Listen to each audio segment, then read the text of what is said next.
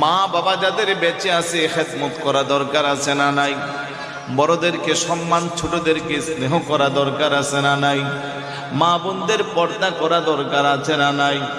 ওই নবীর অনুসরণ যদি করতে চাই, বুঝে শুনে ভালো করে জবাব দিবেন। নামাজ ত্যাগ করা যাবে, মিথ্যা কথা বলা যাবে, চুগলখুরি করা যাবে, গীবত করা যাবে, অন্যের হক নষ্ট করা যাবে, মদ খাওয়া যাবে, ইয়াবা খাওয়া যাবে, বাবা খাওয়া যাবে, সুদ খাওয়া যাবে, ঘুষ দেওয়া যাবে।